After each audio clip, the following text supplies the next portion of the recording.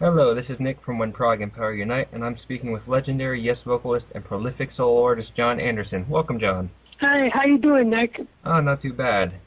Now, you've done a lot of albums at this point with various bands and projects. Is there something about your latest album, Survival and Other Stories, that you think is brand new ground for you musically? Well, everything you do is breaking new ground. You know, every album you make is a new world, a new adventure. So this is just another one. It's a project that started a few years ago when I decided to put an advert on my website saying musicians wanted, because I wanted to work with people around the world.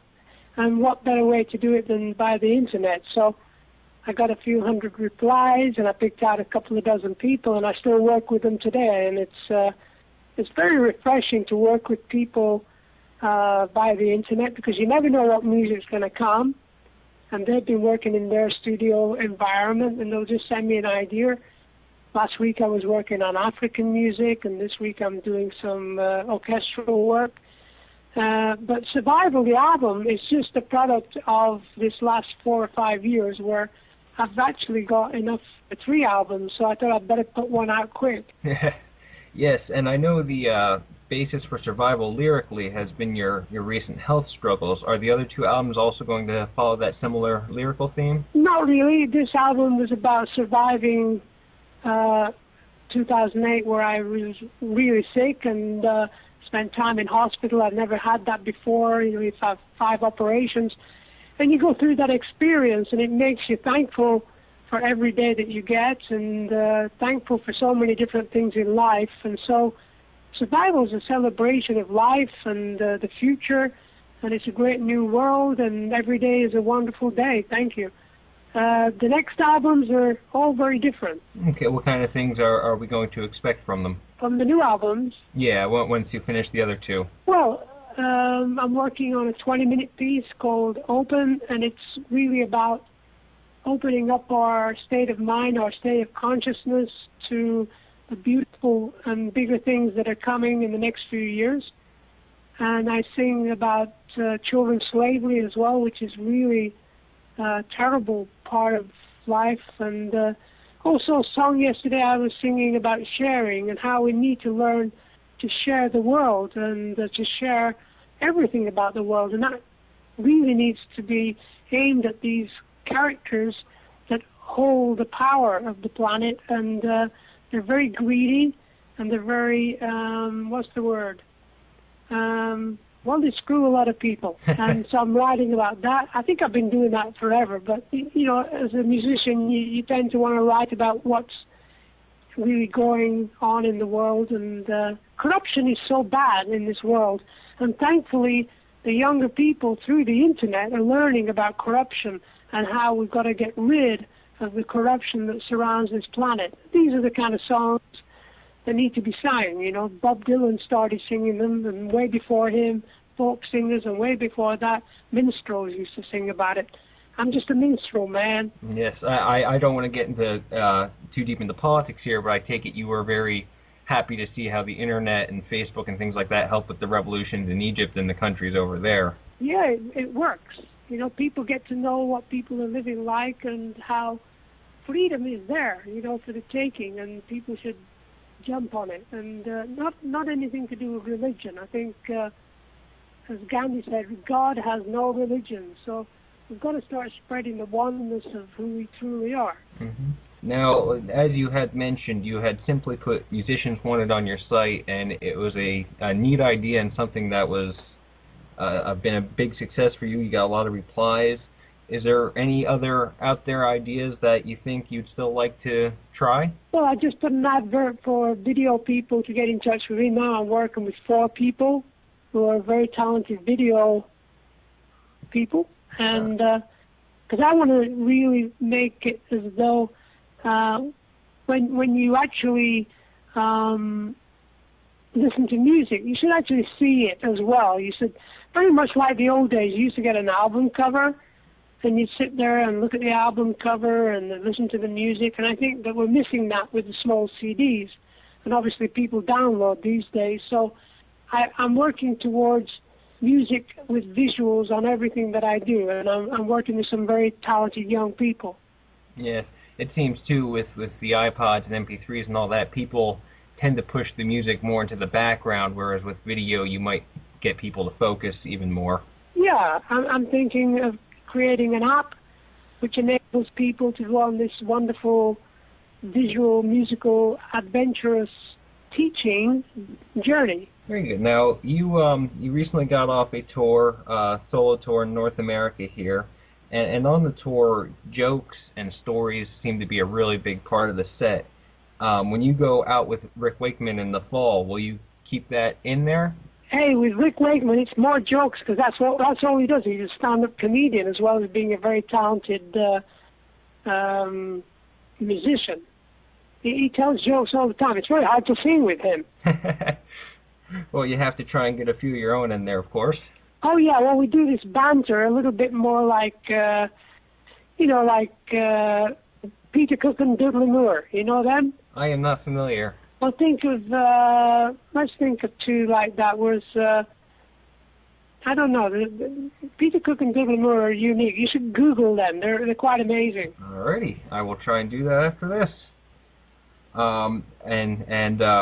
After the tour here with Rick, you recently are touring in support now of the Living Tree.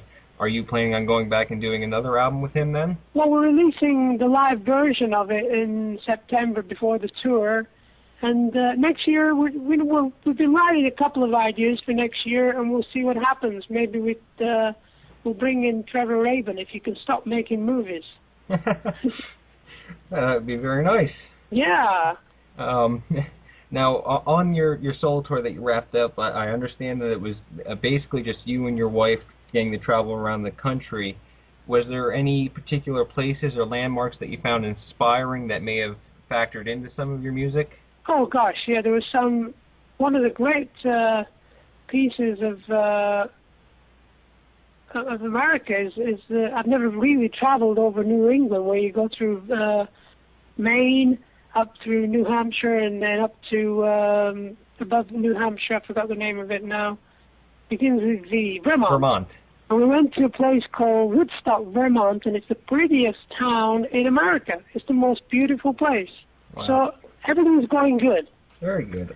Now you're keeping very active these days, and back when Yes first hit the scenes, they were part of a great movement that we've now come to know as the Golden Age of Prog. Are you seeing musicians or people around you now that you think are taking progressive rock and still pushing the envelope into a new ground for the genre? Well, there'll always be progressive music, whether it's jazz, electronic music, rock, or whatever. There's always progression in music. And there's a lot of incredibly talented young people out there ready to put their music on the internet. Screw the record companies. Let's just put the music out there and be our own thing. There's a new system called Stage It, where people can go on and put on their own show and sell tickets online. And it's a great system. And I'm going to use it when I get back from my next trip. And so I'm very excited about modern music and how the next generation of progressive music, I wouldn't call it prog rock, it's a little bit of it's like putting things in a box. Progressive music is North African music fused with, Brazilian music fused with jazz, fused with, all kinds of music is coming through. Yeah. Okay. Now, you had mentioned the internet and how it's a tool that a lot of people are using now very effectively.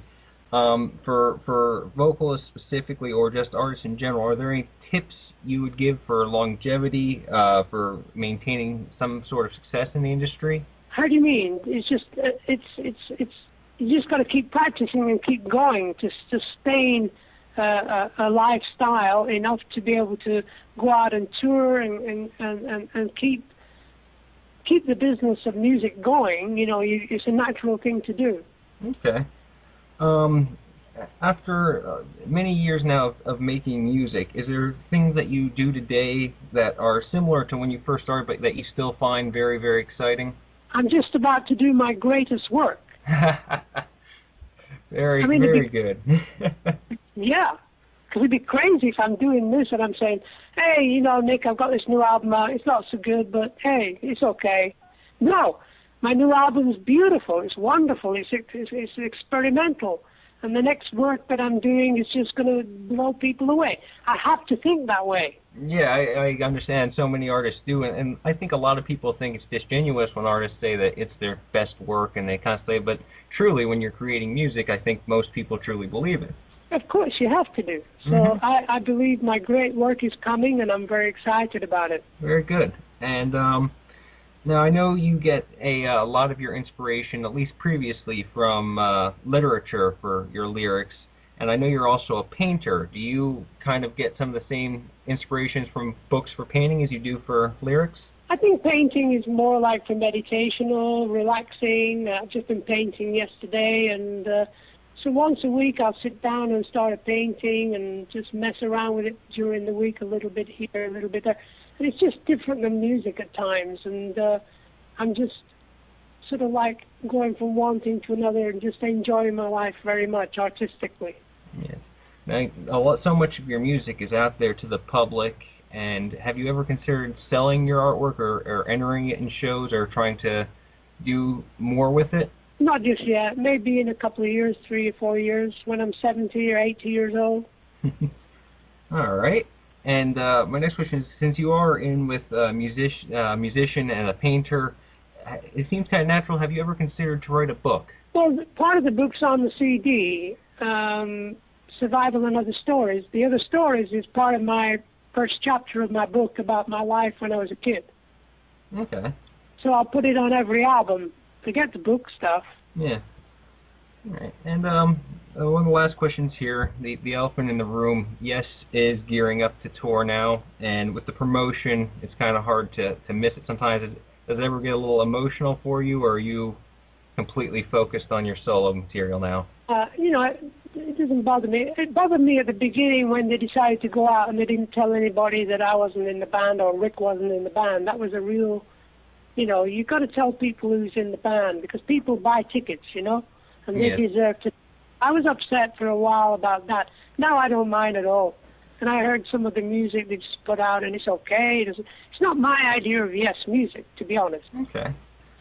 But, you know, I did for 35 years, so I know what Yes music truly is, and I'm creating it now, and it'll come out over the next 2 or 3 years, because Yes music is in my DNA. Oh, of course.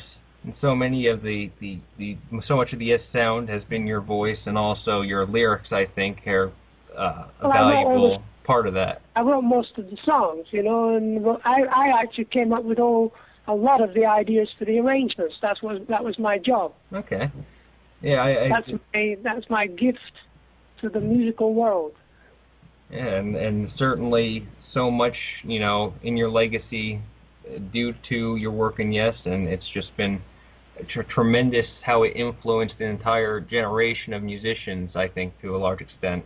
Yeah, I was lucky to work with some very talented people, and they listened to what I had to say, and they joined in, and we all worked together like brothers, you know, and there's a certain point in time where you realize this was great work that we did, and we're so thankful. And, you know, it's not really me that does it. It's the divine energy of all that is. You can call it God or whatever. And I just happen to be really in love with life and nature and music and everything, and it just comes through naturally, you know? Mm-hmm. And that leads to one last question here, and that is that you've worked with so many musicians in your time with Yes, in your solo work with other people, and now with musicians all over the world here. Is there anyone in particular that you still really want to work with that you haven't been able to? Buddy Holly. I don't know. You know, I'm working with these young kids, and they're the talent of today, and I'm just having a great time working with youth orchestras as well, and I'm very lucky, and I'm very happy about what I do. So whoever asks me to work with them, I'm just so excited to do it. So you never know what's going to happen. Okay. Well, I'd like to thank you very much for taking the time to talk with me, Jon. Wish you well.